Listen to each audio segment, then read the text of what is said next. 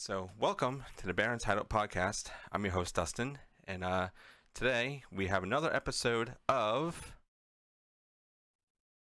What does I want to play? Within the Barrens. Step in for a cut. Our Within the Barrens segment. Sometimes it doesn't like to come out right away, so I'm glad that it came out perfect right there. And today, joining us, we have Gevargizian. Hopefully, I said your last name right. I am awful with pronouncing things. And she is a director, producer, and co-writer of The Stylist. This is not her first film as a director. She has also directed a short called Call Girl that was in 2014, along with others in her film company, Six Tape Productions. And Jill has been blowing up everywhere since the drop of The Stylist on Shudder. And the movie, I read, I guess, has won 17 awards in the festival circuit too, which is awesome.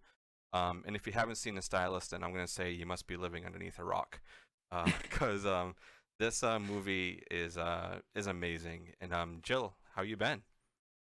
Thank you so much for having me. It's been awesome. Like you said, ever since the film hit Shudder, it's been like a whole new life for the film, because we first were released a whole year ago with Arrow Video, our physical release and on demand, and on their streaming channel, which is also awesome. Everyone should check it out. And so yeah, to then get released also on Shudder, in fact, when I found out, I like geeked out and I reached out to Arrow and I was like confirming that it was true, because I saw it on a press release. Yeah. And I was like, wait, is this happening? I'm so freaking excited. And actually, The Stylist started as a short film. And the short film, not to take away from what you said, but the short film is what we won like 20 awards with the short. Wow. Okay. And it was always my hope to turn it into a full-length version. It's actually on the Blu-ray. And it's on YouTube, on Alter's YouTube. You can find it and watch. It's like a 15-minute trailer for the feature, essentially. But yeah, and the feature did win some awards, but it's been so exciting to finally. It's been years working on this film between the short and the feature. To finally be able to do the full version has been a dream come true, and the reaction to it is really exciting. Yeah, it's definitely a really good film. It's one of my favorite of this year, even though I guess it's technically everything says different. It's either 2020 or 2021 or 2022. I consider a 2021 film just because that's what it's kind of said everywhere. But yeah, that's great that you are really starting to rise above and get all the attention that you really do deserve, because I went on your the Six Tape Production website and just seeing all the things that you have going on over there and what has came out, and it's great. So I kind of wanted to go back to the beginning and ask you, like, what started your love of horror and filmmaking? Man, I guess as young as I can remember, I always loved to do. Before I discovered like scary movies, I loved anything that was scary, or that playing, exploring the woods, doing anything that was scary when I was a kid. So I discovered like scary stories to tell in the dark. Yep. And then movies, probably way too young, like 9, 10 years old, started watching stuff that I definitely wasn't allowed to, but it was more scary at the time, and I loved it. And yeah, I just became obsessed with horror movies once I discovered them, especially kind of really started to dive in. I feel like after Scream came out, I was already a big fan, but I remember seeing it. I was the prime age for that film. I was probably like 12. And it was almost like an education in all these, because it calls back on so many films that it kind of taught me. I remember actually finding a website online. This is when the internet was in its early days, and it was just someone's blog of like all the references within Scream to old films, and I was young and didn't know most of those movies. So I was like, this is my Bible. I'm going to use this list and watch all these movies. And that's kind of what started, I feel like, that. But and we would make funny stuff when I was a kid with my dad's like giant VHS camcorder, like remake movies that we loved, but we'd be like doing it to just like watch it back and laugh, Yeah. But filmmaking wasn't something I seriously thought I could do till I was like almost 30, and I met some other filmmakers and saw their films, and that's when I realized that like regular people made movies. Yeah. I think I only thought you had to be like, like a millionaire or like connected who made smaller films, and so that really just opened my mind, and I was like suddenly just tried to make one. Call Girl was the first thing I ever made, and I became addicted at that point. Yeah, and it definitely shows that you have a love for all this, because everything in this film is beautiful. The cinematography is beautiful. The writing is really, really good. Everybody who acted in it is amazing, and I love Contracted too, to see oh my God, I'm so awful with names. Najera, right, is how you say her name. It's Najara. Yeah, Najara. Yeah. So she was really, really good in Contracted, and I've seen the first one and the second one. So to see her, doing more lead roles is amazing, because I think she's brilliant, and everything she does in here. So much. Yeah, and Bria is really good too. I have a painting of her behind me. I saw.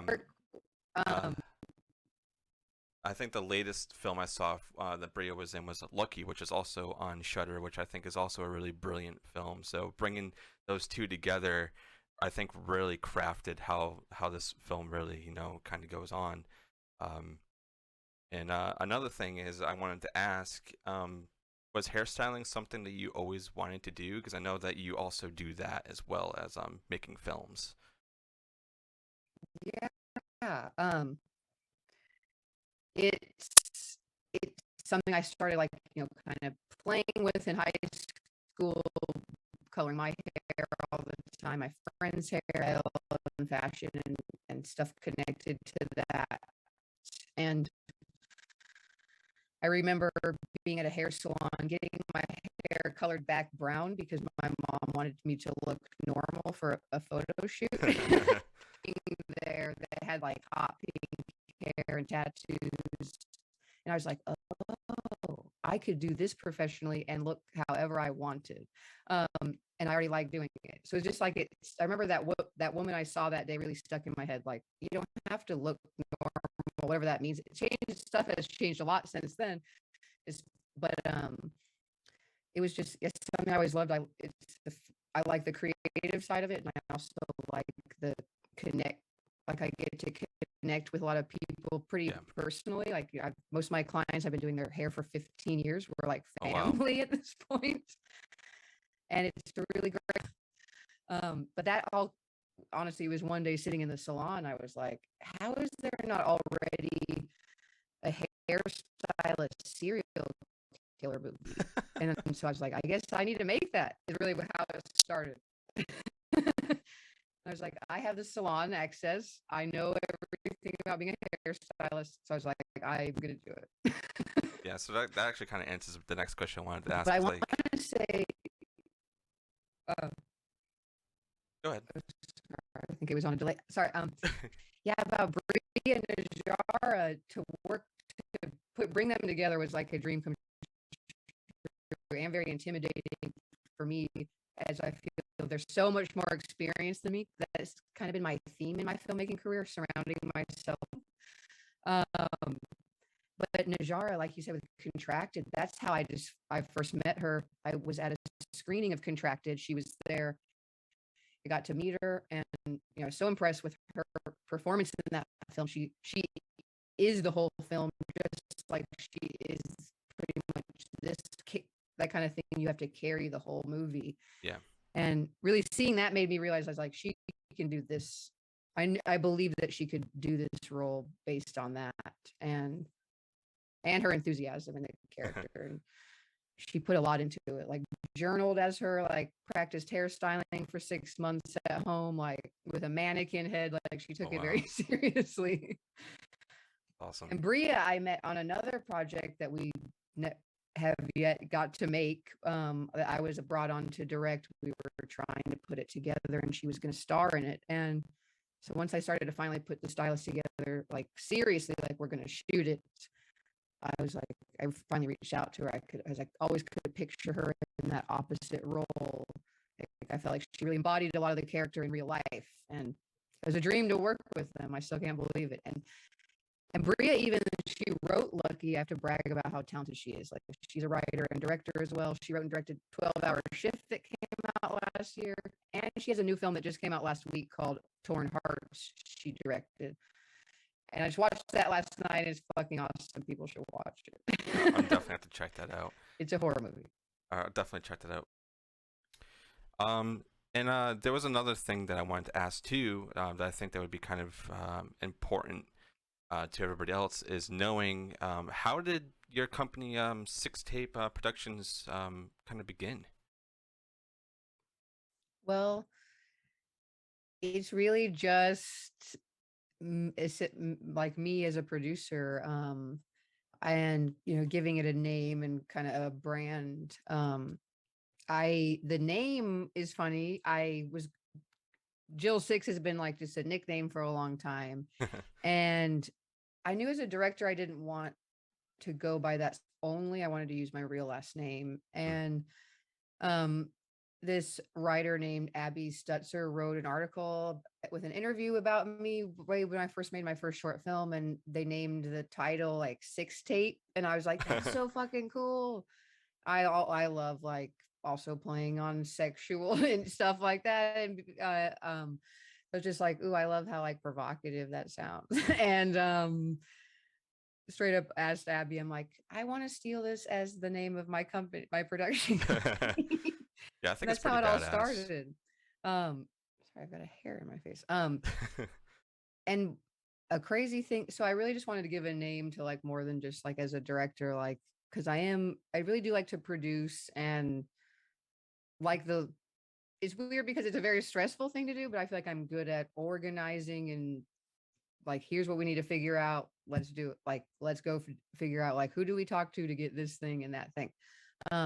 So I do enjoy producing even outside of on other directors' projects.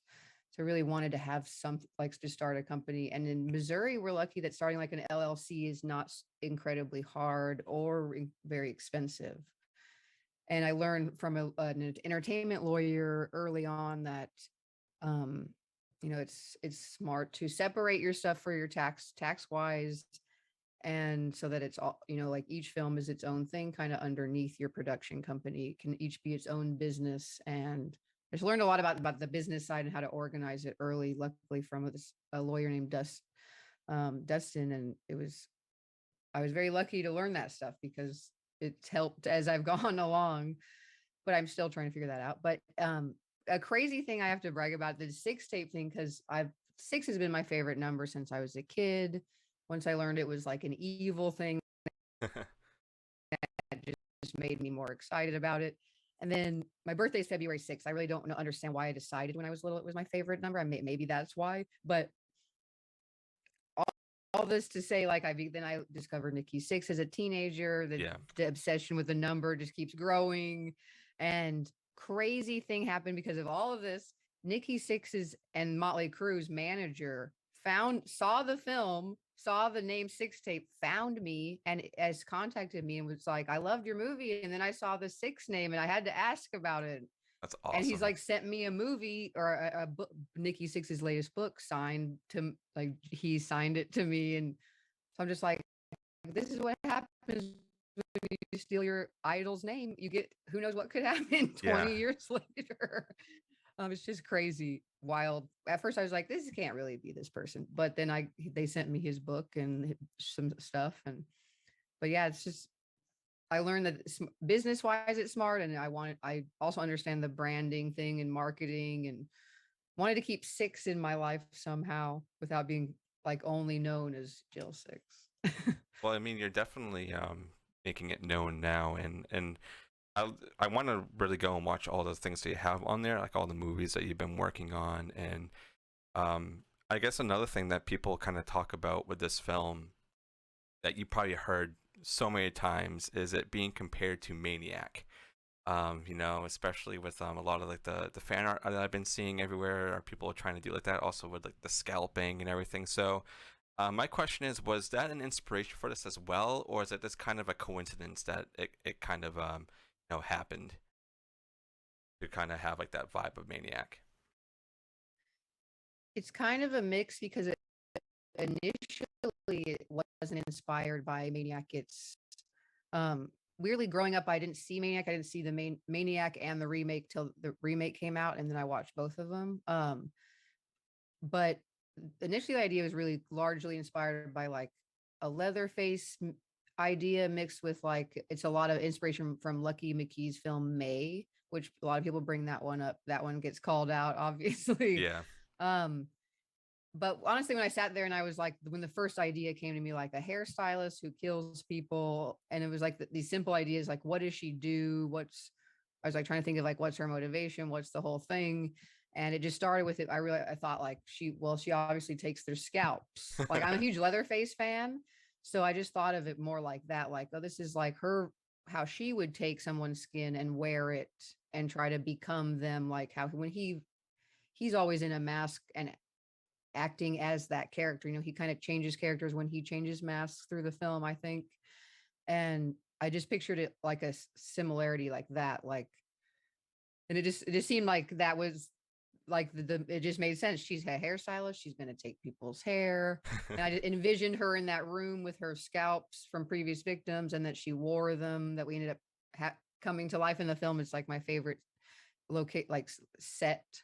But so yeah, I was pictured it like that. But then once we started to develop it, I was like, well, obviously this is like Maniac. He's the only other killer that scalps people. And then there's a lot of combination similarities in that Maniac is like May. Texas Chainsaw is not this way, but it's, it's from his perspective. The whole film, it's his story. It's not the victim's story. Like most slashers are about the victims.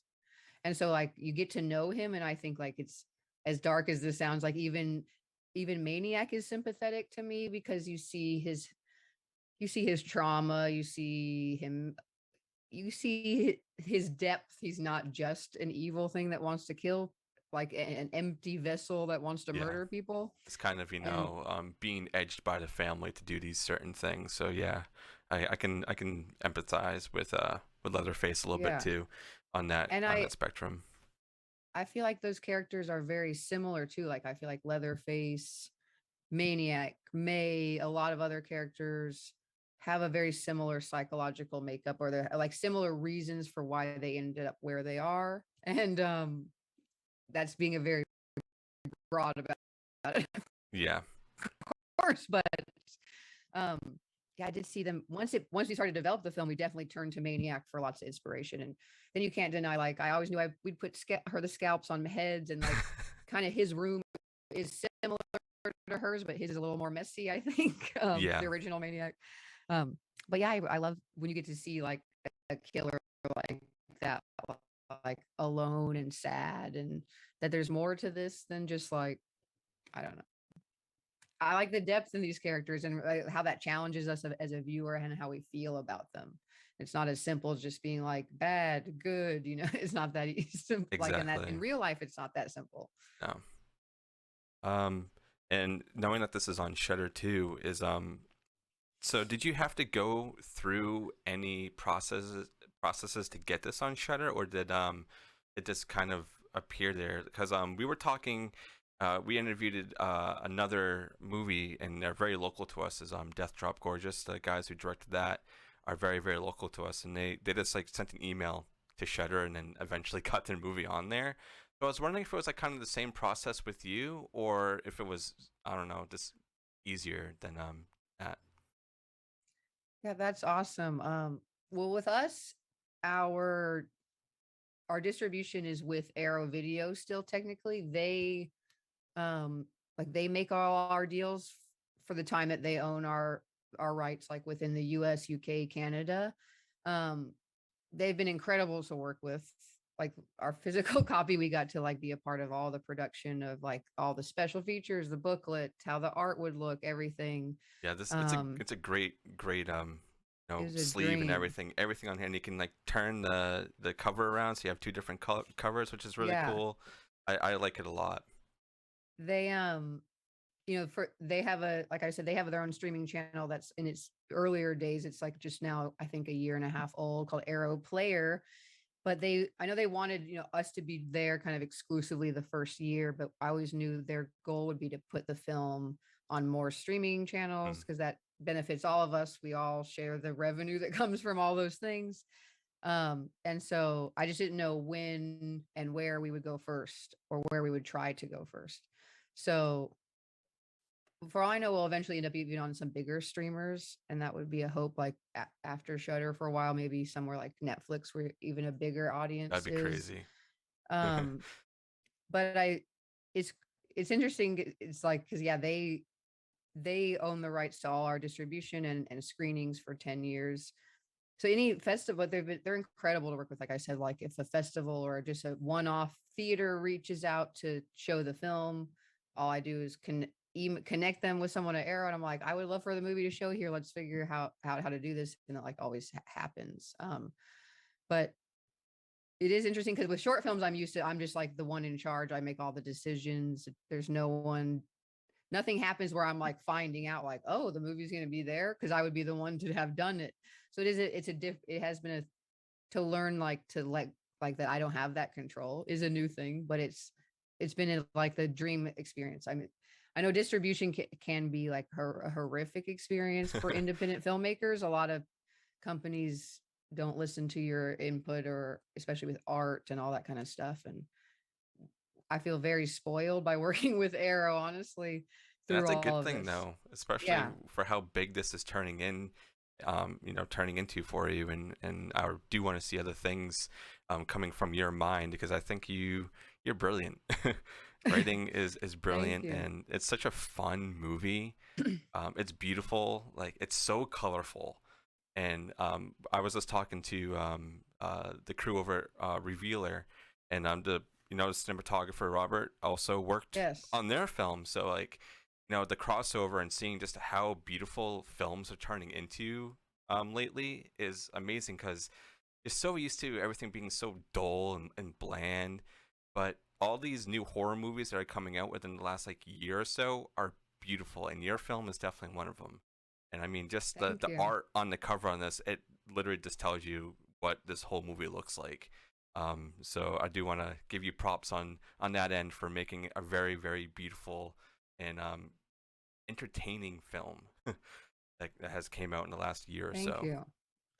And that's cool. Who did you get to speak to on the Revealer team? We're like very, very much the same film family that worked on both movies. I talked to Luke, Michael, and Tim, so all the creative crew over there. So that episode actually is dropping. Actually, did drop today. So as we're talking, it's out right now. It's really great. I'm sure you talked about, but second drop. But they're about to hit Shudder here soon with Revealer, and it's the same main producers, the director of photography and production designer. They're also the big main producers of the film who made the Stylist with me as well. That's awesome. We just made another film called Black Mold that they shot and designed and they were just telling me about that. Like, there's a new movie coming out that you need to watch. So knowing that you are involved with that's awesome. Yeah, I'm helping be checking that out as a producer, kind of in a smaller sense compared to like Robert and Sarah, the DP and production designer I mentioned. But the director and writer is John Pata of Black Mold, and John edited the Stylist. So we're like, I'm telling you, like the tightest film fan. Like we all work on each other's stuff. And what's funny is I also did hair on Black Mold, which I've been a hairstylist for over 15 years in a salon, but I've never done hair on a movie. And so that was a new experience. It was cool to be in that, like to have that perspective of it. I'm like, okay, I'm learning a lot of what to do when I'm on that side of it next time, which is, the perspective is always good. Well, that's awesome that you're kind of getting your feet wet in every kind of, area with production on movies. So you're going to be a master of everything really soon. And I'm really, really happy to see that. And that kind of leads to another question I have is like, are we going to see a Jill empire? Are you going to be like going out there working on like all these movies? And do you have anything you are thinking in the background of anything chilling that you want to tell and put to film or anything? Yes, I do plan on building a Jill empire. Yes, I want to see it. I think I've already been working on it for a long time. But yeah, I've always understood the like to take advantage, understanding the networking and the promoting side of the game. Even when it could just come to being a hairstylist, I'd be at like punk rock shows passing out hairstyling flyers just because I wanted clients with like cool hair. That's And awesome. so I like always understood how to like, I'm like, you have to go out there and get the things you want or find the people you want to do or whatever it is, their hair or to work with or whatever it is. Um, yeah, it feels like with short films, Stylist was my first film as a director, like a feature film. And with short films, I was making them so much faster and so many like one a year. And having not directed since The Stylist, which now has been over 2 years, is like, I want to be on set as a director. So I've thought about making a short film soon because, best features take so long to develop that even once you have money, supposedly it's still a long time. A short, you can like, I just need to exercise being a director again. I feel like, and I don't feel like shorts are just something as a stepping stone. I feel like you can make them your whole career, no matter how successful you are. And it's a place where you can experiment more because there's less at stake. There's not like a $500,000 at stake that you need to make sure you raise back plus. And so I really would love to do that again. But I'm actually right now really focusing on a script, like developing and researching for a script that I'm in like crazy early phases of writing. That's not to disappoint anyone, but it's not horror, but it's not like cookie cutter mainstream either. It's like a slice of life, like a Sean Baker type film. If you've seen like The Florida Project or I can't think of anything right now. Or even like Lynn Ramsey's films like You Were Never Really Here, or We Need to Talk About Kevin. So it's like but it says something I've been like thinking about for a couple years, outlining in all different places. I'm the kind of person that like marinates on something forever until I'm so frustrated with myself that I'm like, are you ever going to actually write it or just like pretend you're going to write it for 5 years? So I normally get like this first script out and then I find someone who I'm really confident in myself as a director and producer, but not as much as a writer. I think that's probably common with writing. It's scary because you have to do it mostly just by yourself in a room. It's not as fun. And so I often like once I get what I need out of my head, I often bring someone in to be like, I need help with this. Like, does this make any sense? Yeah. And I needed someone's help to make it look even better than I can make it look. But yeah, I'm really excited about, I don't know, just expanding. Like I am a horror fanatic, but I don't want to only make horror. And I feel like with the Stylist is kind of trying to show that was a fuse of like a lot of things that I love, like psychological thriller with a emotional drama and a horror movie, like all at once. So, like I love all of those things. So, I'm a huge fan of just like character pieces. That's also what the Stylist is for me. It's like it's just like being with Claire versus like telling a story. I realize that I'm a character person more than I am a story person, and so I'm excited. Actually, I can give little hints. Like my next film All right. my next feature the feature I'm trying to write, I want is like focused on a stripper and just a character piece, just really showing that world and that it's not in a like a glamorous or crazy way, but just that this is like a regular job people do. I really want to I'm really passionate about that world and an activist for kind of just sex work in general. And so I'm really excited about making a film about a character like that. Yeah, we're really supportive of that whole world too, and I want to watch that. And, kind of Revealer is kind of on the same vein as Yes. that too. So, and that film is phenomenal. It's phenomenal. I don't know if you've had a chance to watch it yet, but Yes, I'm so excited that yeah, it had that connection too. And one of the lead actresses, Kato, she has like real experience as a burlesque and stripper, and I love that, bringing that into that world, and that film kind of makes a point of that too, that it's a job like that should be respected like any other job. And exactly. yeah. And I kind of want to go back to you talking about short films. Like, I always think, and if Aaron was here, he would be agreeing with me too, is that short films I think are more important than a full length because you're doing a short movie, like they can range from like 5 minutes to like a half hour if you really wanted to, or even shorter than that. And to be able to tell a story within that short amount of time, and especially I've seen shorts where there's like 20 plus characters in it and they all have to get to them, and it's like a 10-minute film and they run through it all, and it connects so well. So I always think that if anybody wants to do any kind of things in film, is try to do a short first and see how it plays out. If you think that you can do that in in a healthy way by not trying to like burn yourself down to do it, I think that's really really important. And I love short films.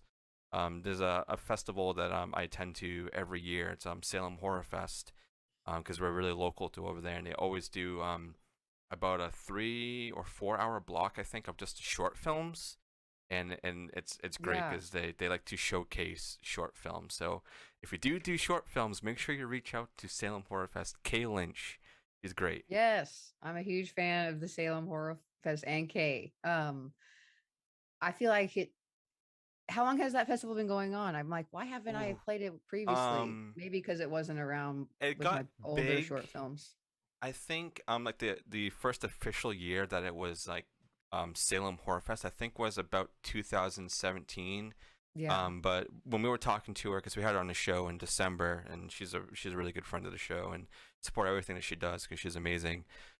They were doing like short film festivals, I think since 2012. So it's nice. been going for a long time. So for anybody who is just hearing of this festival for the first time, when they come back in April of next year, because it's going to be huge, it's going to be the biggest it's ever been. Make sure you attend that because it's a great festival.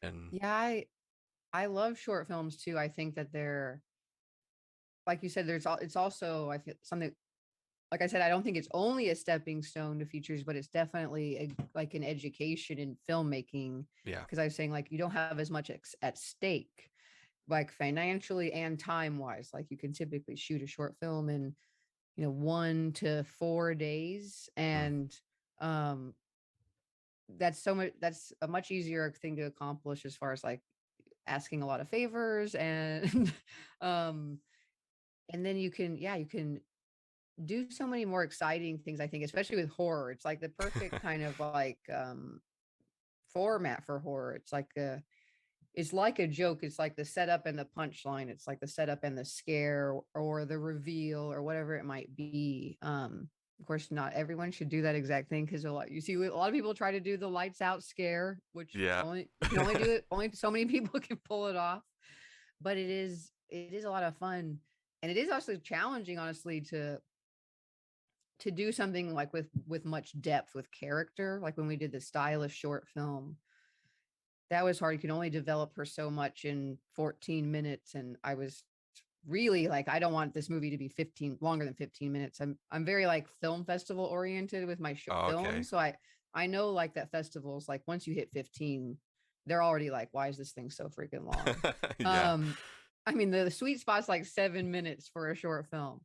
And we made it as tight as we could, because we're like, this is about getting to know this person. We really can't just like fast forward to the end that fast. And so it's depending on the type of story you're telling. It is harder to build a character in that amount of time. It's kind of more of just like a tease of like character, and more about like an action. It's like you get to almost just have like one sequence happen. And but then I made a short film that had this freaking, like, I'm used to it being just maybe like two like scenes that are like sequentially very close together in short films, Yeah. with just a few actors. But I made one called One Last Meal that was directed or written by my friend Eric Stolz. He helped write Stylist.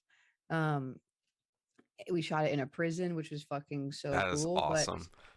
it's on Alter. You should on like Alter's YouTube, I'll have to and check that out. Yeah. it's it's just like it's just like one day of time passes in this film, but these characters keep going back and forth to these different rooms, and it's just like a lot happening within. I wanted it to be way less, like less than 10 minutes. I'm like, wow. When it came down to like shooting it, I'm like, God, and editing, I'm like, so much happens in this thing in such a little time. It was a challenging in that way. I was like, I've never had this much happen in a short film in this much time.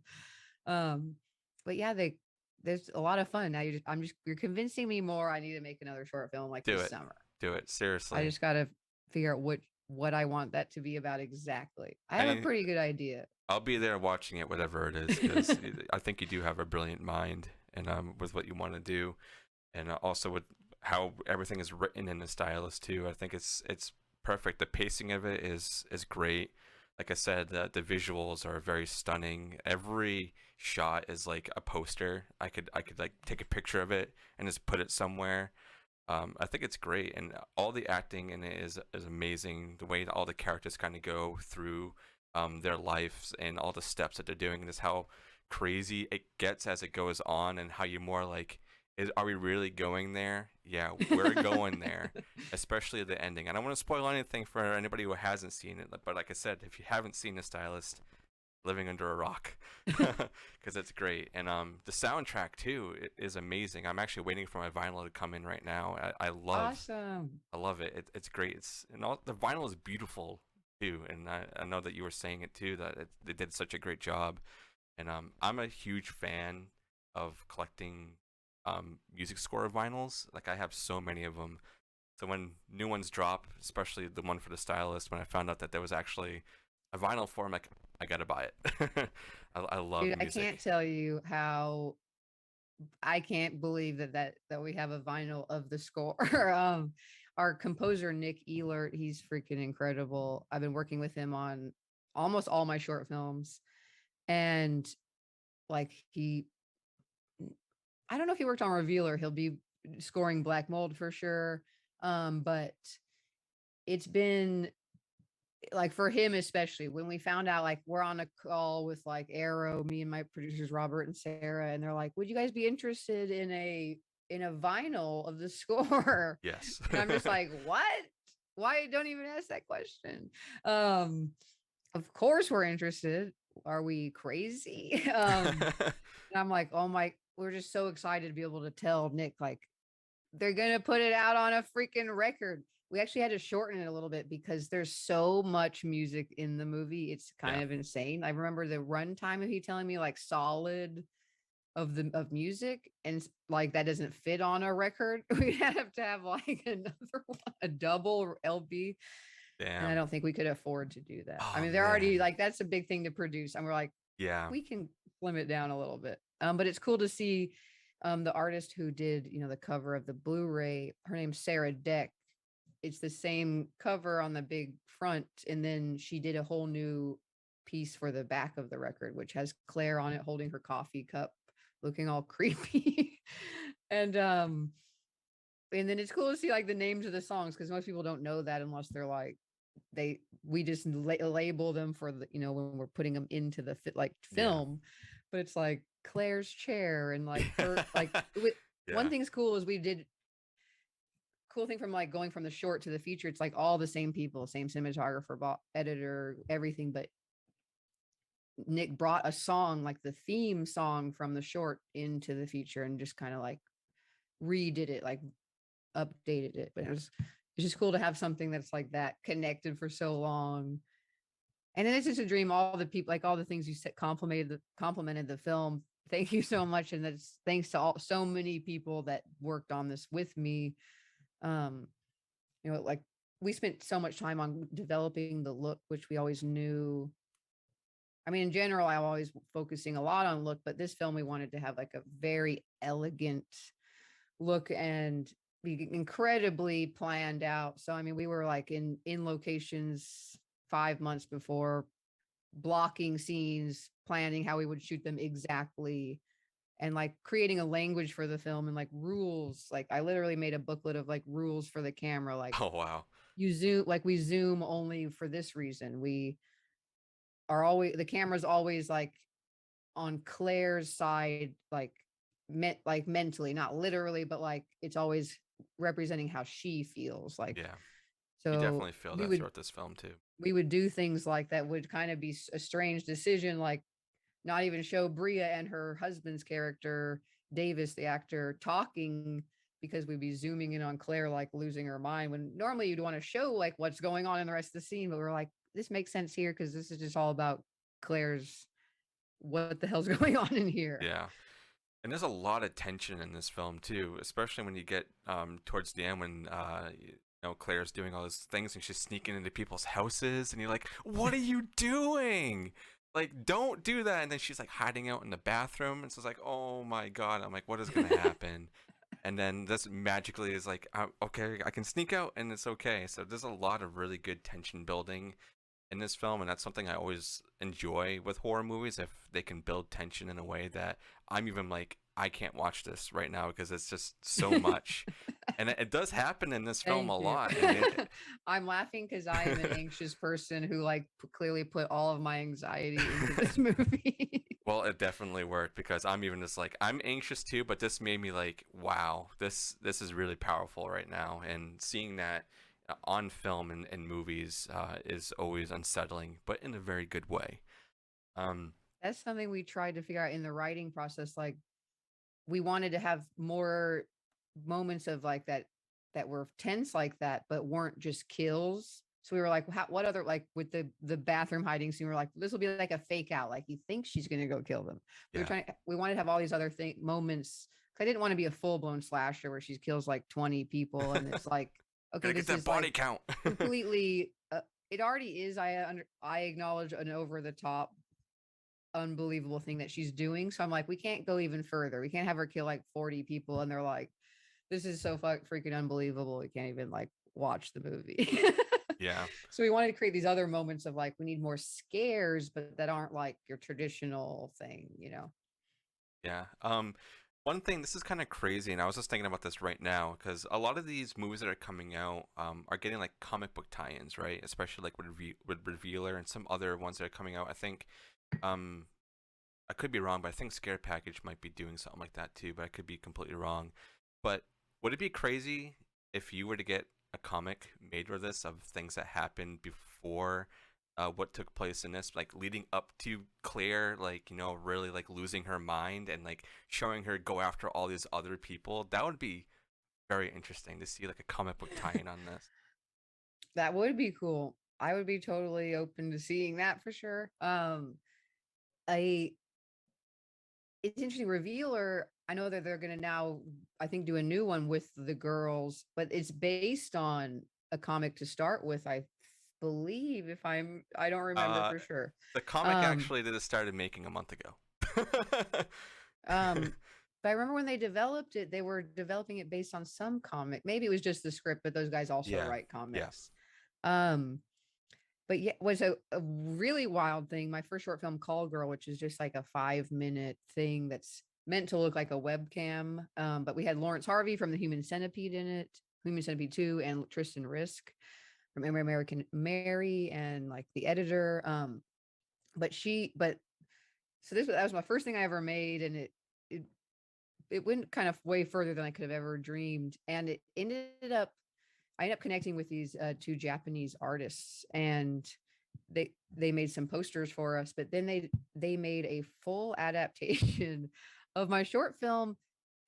I joke, but I'm serious. It's way cooler than the film. I have to find out if the link is still active. On my 6-8 page, there's a link to download it for free in English and Japanese. But like, it's like a full 40-page thing that's way more in depth than my movie and way more violent and sexy. And I'm like, I've said, like, should I remake my movie and make that version? Do it, because that's fucking cool. But yeah, something to see, anything that like is created after something you created is just like something you can't even imagine. It's like a beyond a dream come true. Yeah, and I feel mentioned like all the as an artist, that's like, if it creates something that creates something else, that's just kind of like, what? It's too cool. Yeah, I know there's been a lot of fan art coming out for the Stylist. That's amazing. All these like quote unquote alternative covers that you could be doing, especially like the one that's right here. How you said you had another artist that made it for you. It's always very humbling too, seeing all that stuff coming to fruition and knowing that what you made is impacting a lot of people out there. Like it's definitely one of my favorite films that I have seen of late. Unfortunately, I didn't see this when it came out. I wish I did. I wish I knew about this last year. Shudder is another great thing. Is like you discover all these films that you missed, because they put them on there. And you're like, wow, this is great. I'm kind of sad I missed it at the release. So that's really cool to see that more people getting their eyes on this film, and you're getting all the recognition that you definitely deserve. Um, One thing that I want to ask, and I always like asking this about movies that people have made. What's your favorite scene? Oh man, it's hard to say. But the first thing that comes to mind is the in her lair, her basement, which we call Claire's lair within the crew. It just is too perfect. I like to see the set a lot in general because it really was like my dream vision for like this super gothic room with all these candles and but like a warm gothic, like it feels like It's safe. beautiful. I really like the scene, which is in the near closer to the end of the movie when she goes. Okay, this is spoiler alert. That's your movie, so if that's what you want to do, I that's don't care. completely fine. The basement is very, I feel like, symbolic for like everything the basement goes through is kind of what she's going through in her head. She's trying to like lock up this compulsion and literally locks it up. And then when she breaks back into it, that's one of my favorite scenes. She's so desperate for like an escape to feel like something else just for a second to like ground herself again. And it doesn't work. And just the way everyone that worked on that scene and what they brought out of it is just like so much it's just like a dream come true. And um Najara, like we were talking about, she's such an incredible actor. She's like first take everything she does, you're just like, what, how is someone this talented? And I would feel bad making this movie because it's a very emotional role for her and she's like upset half the movie, more than half of the movie. But in that scene is very, very emotional scene. And then when we worked with our sound design people in Chicago, they're a company called Noise Floor. It's like the most like a very big sound design company. I've never worked with anything like that before in my life. It was very exciting, but they had this idea to just first of all, the atmosphere they created in the scene, it has this like extreme emptiness feeling just from the sound. It's like hollow. It's like this sounds very different than any other moment of the movie, and like almost like there's an echo. Like she's so alone in this scene, and then they had the idea to put these clips of voices like that she's hearing. That's like driving her to lose her mind further and further, and the idea to bring even clips of the person she kills in the short film. We use audio from that and That's put it into awesome. that scene. And she even puts on one of the scalps she puts on is the scalp from the short film. I've kept all these years like a real psychopath in my house. I still have all the scalps, by the way. It's very scary. But I just loved that they like all these little things, which aren't that little thing, all the sound work and the performance and the visuals just came together to bring that what the emotion, what was important, like everything is to serve that. It's not just like how can we make it look cool. Yeah. And it's just like I feel like it just is exactly how I could have a dream version of how that scene could have actually ended up. And I've never had the idea to have the voices, which is a very similar thing with psychological thrillers, people losing their mind. I didn't want to do that as a cliche, but I was like, but this makes sense, especially she puts on the scalp and she hears that person's voice. And I was like, oh, I love that idea. And I guess so that's probably my favorite scene. Yeah, it's a very But brilliant I scene. can geek out about a lot of scenes. I have Um, to bring out one. I have to talk about one tiny other thing. The sure. tiniest scene in the freaking movie when she goes to the hardware store to buy stuff to lock up the basement. Yes.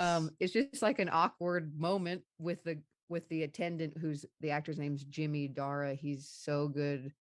It's such a tiny thing, but I knew he would nail the awkwardness of the scene I wanted. I'd love to have work with him in a big role someday, but um I just love the moments when like Claire interacts with just a normal person that doesn't really realize who they're dealing with, Yeah. and there's just kind of just the way he reacts to her not taking his joke or laughing at all, and just like, okay, I get a kick when like a crowd laughs at it. I'm like, yes, I really fought to keep that moment in there because it was a big move just to shoot a tiny little thing. But I really enjoyed that stuff, and when it works, I feel very proud when people giggle at it. Yeah. I like that scene too.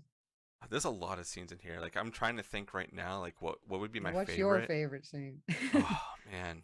I think it's kind of when everything really starts going south is when she's at the party and she goes into the bathroom and then the girls walk in and start talking trash about her and then she starts realizing that maybe this friendship isn't real because she's trying to find something to be worth living for, and she's trying to make these connections, and then she just kind of loses it even more from that point on. So I think that's probably my favorite scene just because it's really sad. Even though I don't know if you really should be sympathizing with Claire, but you are throughout this whole thing, because it's like, do I want to associate myself with somebody who's going around scalping people? But yeah, I think that's a really, really powerful scene too, and there's a lot of really powerful scenes in the film, and they all work amazingly, and just the sound design, like you're saying, definitely helps with everything. Music is great. All the shots, the lighting is perfect. I can't think of like one bad scene or one bad like take or anything off this film. I think it really is like a masterpiece of the current years. Oh my gosh, you're being too nice. Thank you so much. Yeah. That scene in the bathroom, you pinpointed it. Like that is like the midpoint of the movie where she thinks things are going good, and then she's like, no. Nope. Drops right off. Although she reacts a little over, it's not as bad as she thinks it is, which is kind of the lesson in the movie. Yeah, as silly as that sounds. And that kind of leads on to we are our own worst enemies. Yeah, exactly. That's kind of like what I just wanted to ask you too. Is like, what would be your ultimate takeaway from this film? Like, if you had to, someone was watching it and they were asking you, like, so since you wrote this, like, what was the whole meaning of this? Like, what did you want people to take away from it?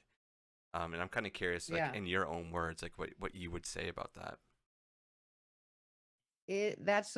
There's so many things I could say. I feel like because we intentionally, like me and the writers, left her background more vague and not actually showed it because we wanted people to be like her to be open enough for interpretation. And I like films that cause conversations and like thinking. We're not just like lay it all out for you. There's nothing left to like consider or wonder or I think I'm stealing this from someone else, but like art is to make us like think. It's to provoke questions, not to like answer questions. Exactly.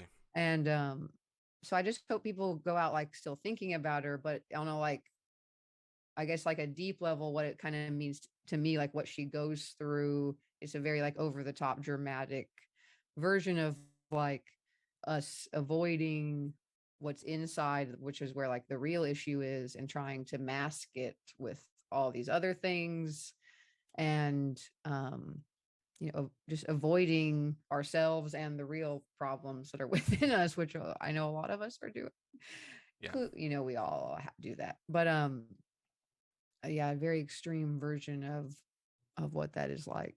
And that's why it's like kind of I'm not trying to spoil, but like it's about a downward spiral for a character, and like really how we can save ourselves from that stuff if we try hard enough, or I don't want to say that, but that it's I don't want to say that it's that easy either. Mental illness is a very real thing, and it's not just as simple as saying I want to be healthy, but that she's definitely not trying to get better in any way. And so that's kind of character wise what it means to me. But I just want people to think about not just her, but like how we judge all kinds of people, and we shouldn't, there's not like, it doesn't justify killing or scalping, but should we call people monsters because they do something wrong? Or do they not have, does like the reasons for how they became this way not mean anything? Yeah. I don't know. I'm just really interested in those kind of questions. And yeah. All right. Yeah, I agree. And I just hope she stays with people for like, that's why we had her. I was like, we're going to end on her looking at us and not really show what could happen next. Could we assume things Yeah. aren't going well after this? Oh, yeah, that ending. It's nuts. I'm not gonna say what happens, but yeah, that ending it's great, and it's scary and sad, and it just so over the top, but in the best of ways.